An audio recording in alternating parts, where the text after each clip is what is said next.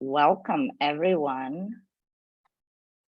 Welcome to the new Coffee with Gable webinar, this week dedicated to workplace experience and how it makes employees engaged, connected, and happy. I'm Andrea from Gable, and I will be your host on this webinar today, along with our amazing speakers. Before we begin, just quickly, I want to cover some housekeeping items to make sure we all have a very smooth experience today. So you probably noticed that all of you are set to mute and with your cameras off. This is, of course, just to minimize distractions and background noise. This does not mean we don't want to hear from you. We're very open to any questions you may have. So make sure if you have any question at any time to drop it in the chat. We're very happy to hear from you. We'll give everyone a minute or two to settle in, as I see people are still joining. So while we do that and while we wait, let's get to know each other a little bit better. So if that's okay with you, let us know in the chat, where is everyone joining us from today? I know we had more than a handful of attendees from across the globe, so I'm very curious to see where everyone is located. Washington, DC, Ann Arbor, Michigan. Okay, keep it coming. Kansas City, San Francisco. Oh, Team SF is strong today. I see both Liza and Danielle are smiling. We have Austin, Texas, Chicago, Connecticut. Amazing, amazing. Okay, I think we are good to start. Let's dive in. I'll quickly introduce our speakers. So with us today, we have Liza Mash Levin, the CEO of Gable, and Danielle Newton, the Director of Global Workplace Experience at Zendesk. Welcome, Liza. Welcome, Danielle. I'll let you both introduce yourselves and take the conversation from there. Liza, you want to start? Sure. So hello, everyone. Thank you for joining us. I'm Liza. I'm the CEO and co-founder of Gable, based here in San Francisco. So yes, Team SF is really strong today. And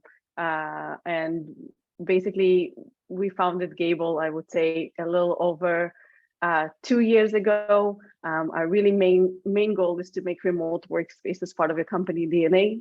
And the way that we do it is by combining 3 key aspects into one platform. One is the network of spaces that we offer to our customers to use.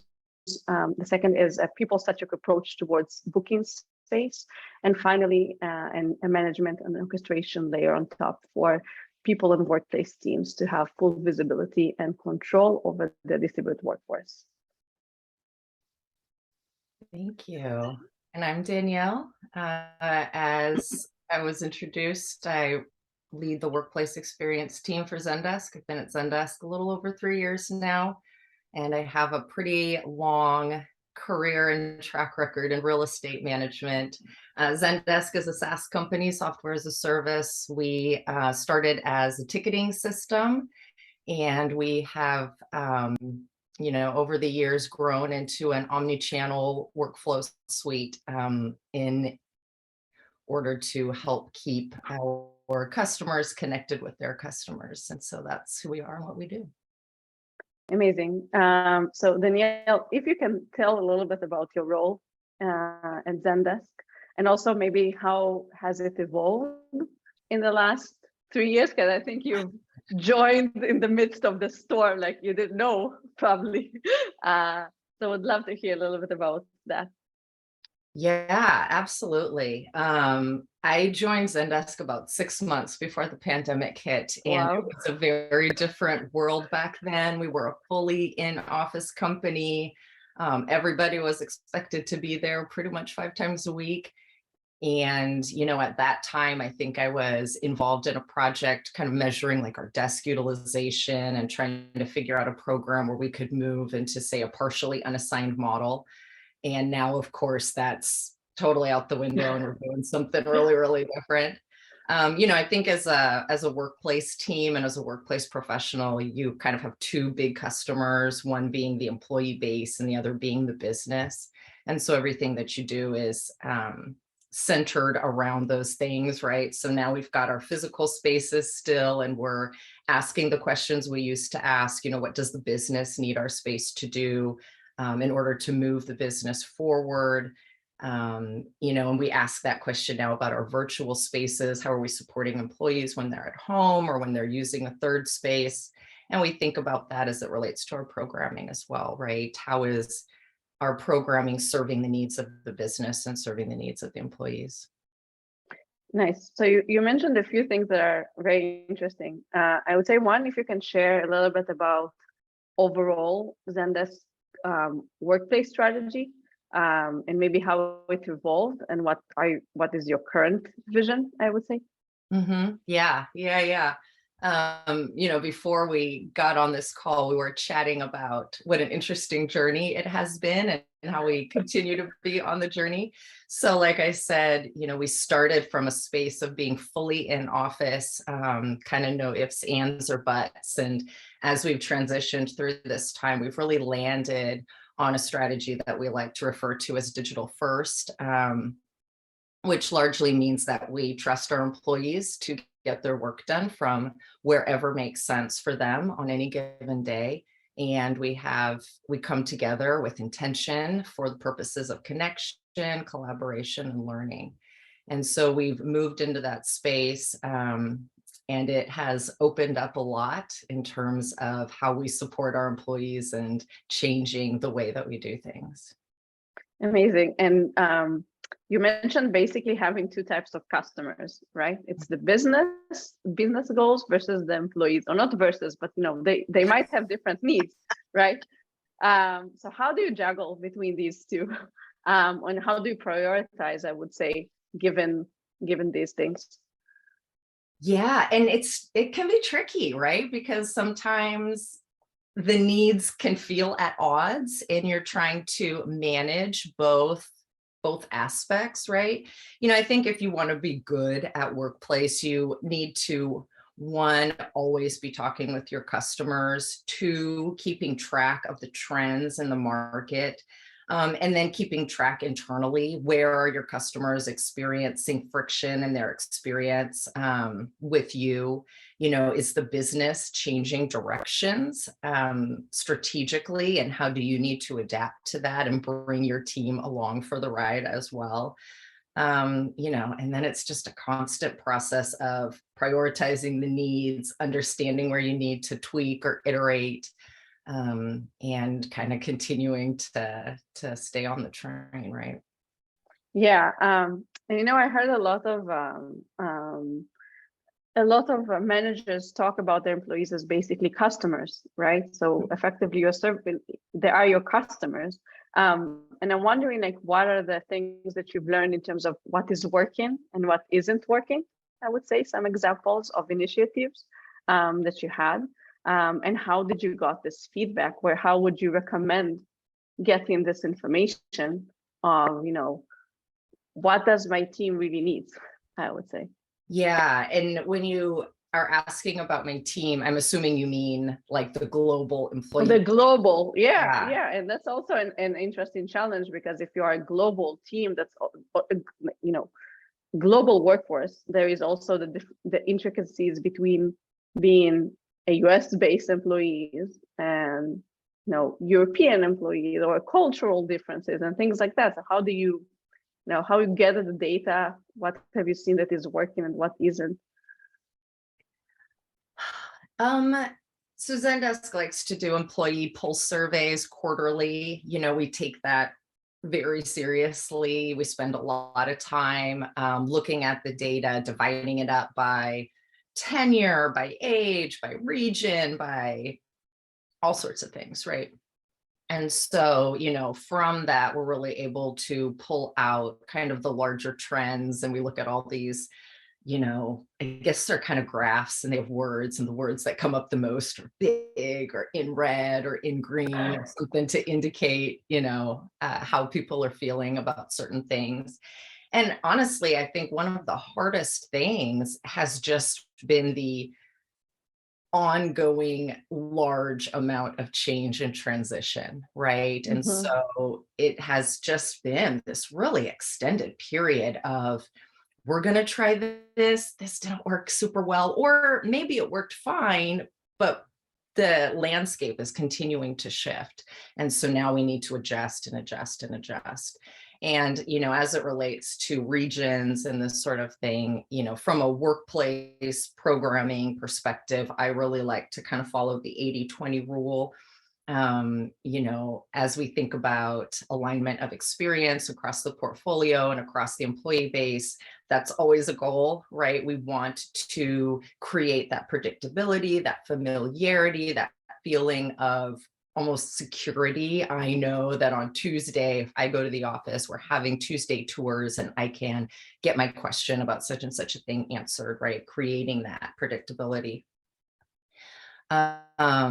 But you also are going to need that 20% for differences regionally, differences across the office, cultural differences in Copenhagen versus in Singapore, and that type of thing. So you have to be flexible, but you do really want to aim towards that alignment piece.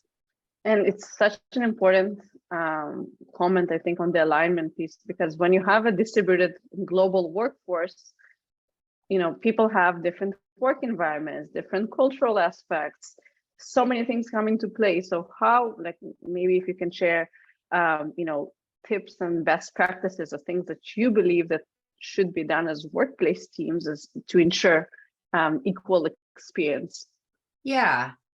It's interesting because I think the flip side of that is, say my next door neighbor is my coworker and we're both going to the same office every day.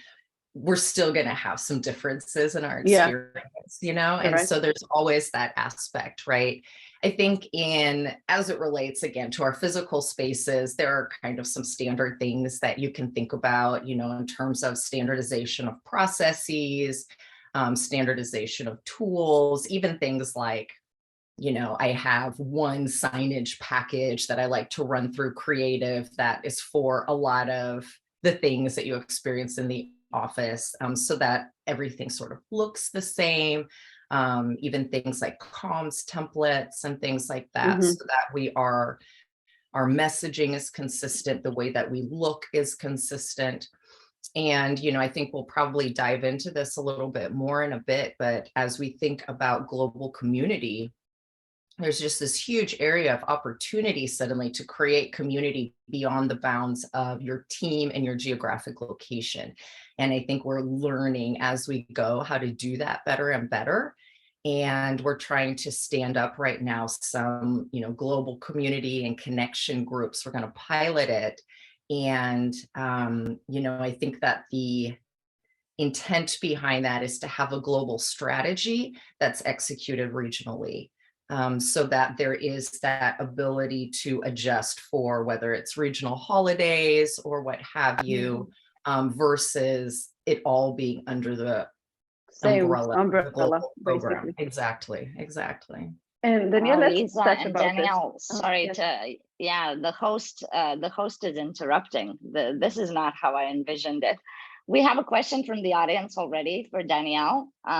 So your fellow Danielle is asking, how do you actually adapt for cultural differences? I think there's a lot of different ways, as we, again, like before when we were really, really focused on our physical spaces as work, right? You could do cool things like, a mural on one of your office walls with local flair, the way that you design the office, your finishes, the artwork that you choose can be accommodated to make it feel like the city that you're in. As you think about like events and programming, maybe a holiday that is impactful in the US isn't that important in the APAC region. And so they have a different thing that they traditionally like to celebrate. And it's even as simple as, the food choices. I made the mistake a couple years ago of using an example of like sandwiches and salads for lunch. And I immediately had like 52 hands come up. We don't eat that. That's not what we do here. Sorry, just an example. But, and I think a lot of it is just being aware. One of the things that really interestingly has come up as we've gone through this transition from in office to fully flexible is that there are multiple locations around the world where you do business face to face, period, hard stop. Like this idea of virtual business, like in some countries, they don't believe you're real if you don't have an office to bring them to. And so just really understanding, and I don't even want to call it nuance because I think it's bigger than that, but understanding the way that business is done in the different places where you're trying to do business so that you can make sure that you're not making global decisions that, are cutting your salespeople off at the knees, right? That's one, it's a lot of great examples, and I'm sure it's a constant learning curve, I would say. Mm-hmm. I want to go back to something that I really like. Let's dive into the connection and bringing as a community piece. Like, how do you create a global community in a sense, right? When your employees are distributed, some will never go to an office, or some will go to a third space on an ad hoc basis, and some will go to the company offices. So how do you orchestrate or manage all of that, and what are the things that you focus on? Again, thinking of that as the journey, right? And so at first it was helping people to find a place to get their work done. Not everybody was doing that well at home, and kind of figuring that whole thing out. And what we've really learned is that for the most part, our employees have figured out how to get their work done, right? Their focus work, their computer time, their docs, their whatever it is that they need to do. But what they are needing, particularly the distributed folks or the folks that are not within, a driving distance to the office, is how do we meet with our team? How are we having that Tuesday morning connection point so that then we can go out and be productive through the rest of the week? And that's been a challenge that has kind of come up as we have, been rolling out programs. And so that's one of the pieces that we are looking to get better at solving for those folks and making that an easier process for them. And then, thinking about it outside of your team. So when we first started coming back into the office, it was very much like, oh, I get to get together with my team again. But what has happened when we're all in these Zoom boxes all the time is that the only people are the people you have a reason to be in a Zoom box with. And so then you go to the office, and instead of like, oh, yay, my friends are here, it's like, who are all these people I don't know? Where are the Zoom boxes? Yeah. And so, we have, we talk about functional silos and all the functional silos that have arisen.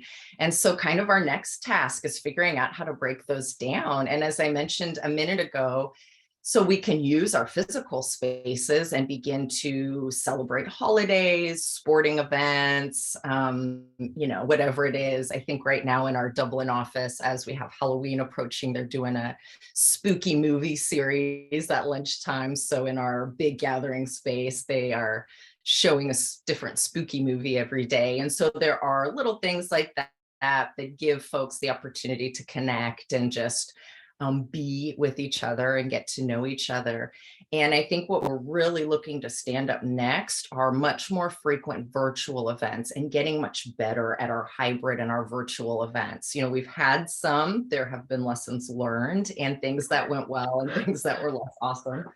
And so we're building out a toolkit around those pieces and really, really looking to get better at that and do it more frequently and provide that connection for people, as well as part of that framework, doing localized in-person events in cities where we have pockets of employees, 10 employees, 20 employees, but there's no office. And really helping those people. And some of it, which is really fun, has come up organically, right? We found out that the employees in North Carolina set up their own Slack channel, and they meet up at a Starbucks once a month because they're like, hey, who else works for Zendesk? I want to know other people. And so we just want to build on what's happened organically and also build on our ability to create hybrid and virtual meetings that matter to employees. I love it. Danielle, you have another question. Okay. So Brett wants to know, along the same path, do you have any examples of how you or the workplace team as a whole partner with DEI? I imagine there are tangible examples of these efforts in offices that are office first, but curious how you're all working on this in a company that isn't office first.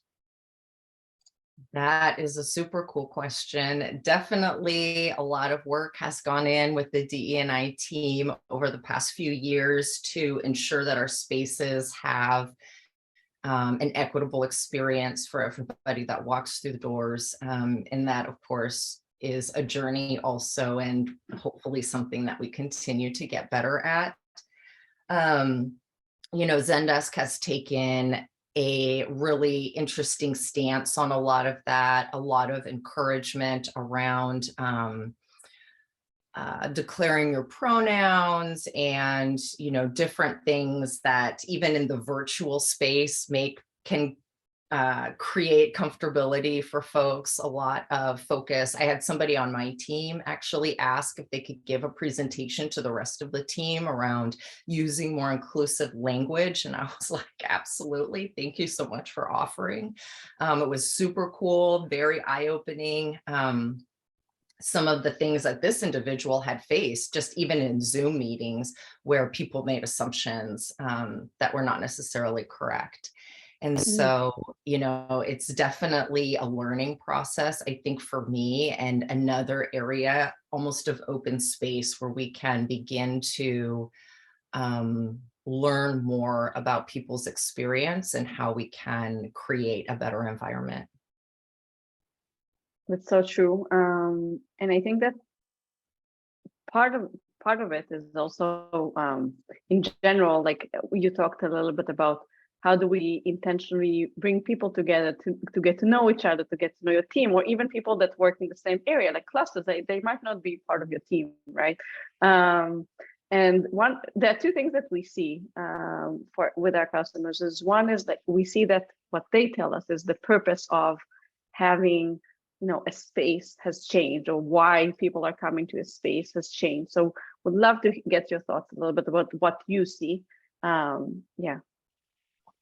Yeah, certainly within Zendesk, and I have seen this much more broadly, definitely within the tech space, is the idea of work being where you go, and the transition is work is what you do, right? And so that fundamentally changes the way that we use our physical spaces. And many companies have been on a journey of reducing the number of desks in office and creating much more space for collaboration, for teams to come together and whiteboard, and doing that sometimes in a hybrid way. I've seen some really cool uses of flexible furniture desks that, usually they're all wired together in like a benching situation, right? But there are some companies that are doing cool stuff where you can move the desks, and now our team can sit in a little circle and we can, yell over the top of the monitor and get a doc done or something like that. So there's a lot of cool options out there to help transform offices from spaces where everybody came to do heads down work to spaces where we're coming together to see people, the bosses in the office today, or to connect with somebody. There's a happy hour happening on the 6th floor at 4 o'clock, for whatever their different purposes are. And I think that's part of what we see a lot of challenges with companies that trying to foster those like authentic connections between employees, even though they are not mandated to go. They might not go anytime soon, right? But how do you approach this challenge, I would say, of creating those connections? And we also see a lot of employees that are going to an office for the purpose of being with others, right? So how do you create this visibility on that, or like the happy hour you mentioned, right? So walk me through a little bit about these things. How do you approach them? Yeah, it's interesting. There's suddenly all these barriers to leaving your house, Yeah. right? Like, do I have shoes anymore? Like, do I have to wear real pants? Like, what are the rules? And one of them that I've really noticed and that we've had to really think a lot about is that when people are not interacting with the office on a day-to-day basis anymore, they have fear around the space of the office. And I don't know what to do. I don't know where to park. I don't know where to get a badge. And so really my team that's on the ground becomes much more of I'm going to say a concierge service where we are needing to find new ways, new avenues of support for these employees to help them navigate. And one of the great ones that's come up, there's just a lot of new technology options out there. And I really recommend that everybody take a look at their tech stack, because I think that, and you touched on this, but the idea of why would I go in today? Is my friend going to be there? Is my boss going to be there? Is something of interest happening in the office today?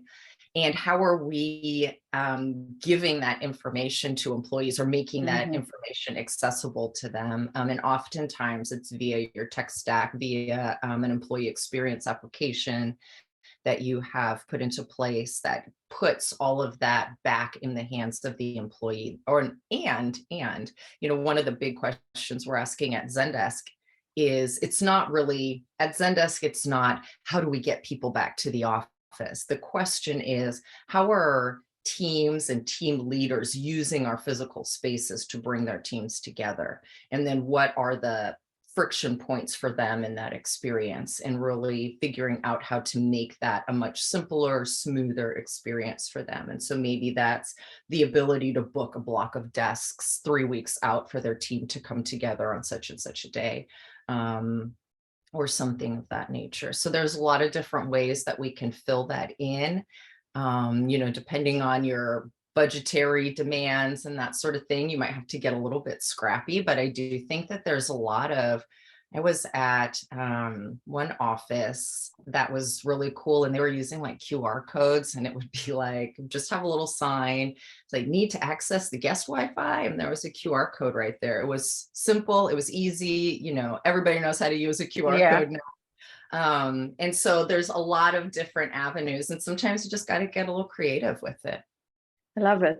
And I'm wondering, has your employee, how do you educate employees on, all the different things that you currently offer, right? Also new hires, everything related to that, has onboarding for employees changed, or walk me through a little bit about that. Yes, our onboarding for employees has changed dramatically. And continues to iterate. When we were first re-entering our offices, there was one process, and all of these things that had to be done. A lot of that has kind of fallen by the wayside a bit, or been retired, maybe is a better way to say that. And so, our new hire orientation went from we fly everybody to San Francisco and do this big program for them, which includes tours and all this stuff, to a fully virtual facilitated thing. My team is actually in the process right now of rewriting our portion of that and then refilming our portion of that, because again, things have changed so dramatically. And the role of workplace has changed so dramatically. We were so focused on our physical spaces, and now we really need to expand that and talk much more broadly about what we do. So onboarding has changed. Within Zendesk, we have an intranet with, help centers that you can click through, like, oh, I need to go to the Dublin office, and it'll tell you, what to do and how to get there, and if there's any, requirements or where to find what you need. So we do try to do that. And as we go into the new year, I am also looking at our tech stack, and a lot of the, products that we're using or the softwares that we're using have been evolving as well. And so they have new features and new ways to connect with your employee base, to provide information to your employee base. And so I am also taking a look at a lot of those and seeing what's new in those spaces that can be helpful for us. And I think an important part is also as you like, a common thread that I really love hearing from you is that you're constantly evolving, right? You're constantly changing and updating and reiterating to make it a better, more global and robust process in a sense. And I'm wondering, how do you leverage data to know that what is working and what isn't? And if you can share like what data points are very important to you to keep track on, that can help in understanding if things are working or not.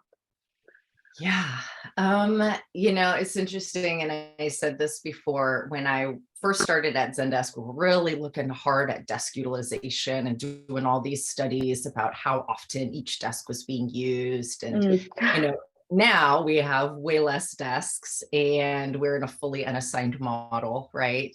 And, certainly the idea of utilization has been very important as we have kind of gone through this period, whether that's utilization of our physical spaces, who's coming back, why are they coming back, what is it that people are needing now that might be different from before, how people are using our virtual spaces, how they're using our third spaces, co-working options, or people in internet cafes or at their local coffee shop. And what does that look like? And, again, we're really, really focused again on the idea of collaboration. And so how are we using our spaces? How many offsites are still happening at hotels? What is why are those leaders choosing that instead of choosing one of our spaces? And how can we maybe help fill some of those gaps for those leaders in order to make it easier for them, save their department money, and also provide a better experience for some of these hybrid events, create more control on our end, right? And so I think that those are, we're really, really focused on the connection and collaboration piece. And I also, will just candidly throw out, we're still building a lot of these metrics. We're still figuring out, what's impactful for us, what's impactful for leadership. And I think the other piece, and I said this a minute ago, was just where are the points of friction and how can we make those a little bit smoother for folks? And I really like it. And I think probably to your point of points of friction, how do you identify the points of friction? Is it by employee surveys, or like walk me through this? Because I'm sure a lot of companies are experiencing the same. We deploy a strategy, some things, 80-20 maybe is working, right? Or how do you identify those 20? Or in general, like would love to get your thoughts there on how to identify friction. Yeah, honestly, a lot of the time they tell you. They don't, no, it's not working. Things are going well. But that's also true. But let's say on that feedback, right, on your employees, like employees' feedback, how do you incorporate that into evolving your strategy, right? Yeah. Gosh. Not to be just like too broad or too vague, but it's sort of like you pull in the different pieces of feedback, you try to understand where there are trends happening or things that are kind of more global or happening across a region. And then what are, the options within the parameters that you have in terms of making that better? How can we put that on our roadmap? This kind of thing. But honestly, you have to be out talking to people. I think that oftentimes we want to just manage the space. We want to make sure the HVAC is working and the lights are on and this sort of thing. And it's just not about that anymore. It has to be about talking to your teams, talking to your functional leaders, the people partners or HRBPs, they're often called, are huge sources of information about how things are actually working and where there are gaps in the system. And, I cannot overstate, get to know your people partner leads, understand what's happening within the orgs that they support. They are just a treasure trove of info, and also, great conduits for messaging and information. I love it. And I think we see this a lot, by the way, the merge, like I would say almost merging these two roles in a sense, because it's much more than, it's not just the spaces. It's really most of what we talked about is almost not related to the actual space itself, right? So I think it's such a big thing of how this role is evolving. Yeah. And I think maybe to summarize, if you have any, advice or things for, our audience here, or in general, people operations and workplace teams, on how to successfully iterate and build a distributed workforce. I know it's a broad question, but whatever you think. Yeah, I gave a talk at a conference not too long ago on rewriting job descriptions, and I can share that, I think a big part of this journey is, as the leader, bringing your team along for the journey and keeping them understanding what their role is. I think that at a lot of companies, sometimes our physical spaces have gotten smaller, but our scope has gotten bigger. And so how am I enabling? How am I training? How am I getting people in the right mental space to take on these new challenges when things are shifting so dramatically in their day-to-day? And particularly for a lot of the folks that are younger in career, that's pretty daunting for them. And so I find myself reaching in a lot and saying, like, let's meet people where they're at. Let's just talk it through. Let me help you build these connections and understand what's going on. But, I can tell you that I'm in the process of rewriting our job descriptions, and we redid our mission statement and our vision statement as a team to better reflect where we are and what we do and how we do it. And I really think that those exercises bring your team along for the ride. You do need they want to understand what their career path is. They want to feel connected to the vision and the values of the company. And so how you do that as a leader, I think is really, really important, and will keep your workforce engaged and help bring everybody along in the journey. Thank you, Danielle. It's amazing. Yeah, thank you. Thank you, Danielle. I also want to thank everyone who joined us today. I'm going to run a quick poll right now. If anyone is interested in hearing more about how Gable can help you engage your distributed team, hit yes on the poll. And once again, thanks to Danielle and to Liza for an incredibly insightful conversation. I'm very happy to have been with you today. Thank you, everyone. Thank you, Danielle. Thank you so much. Thanks for having me. This was a lot of fun.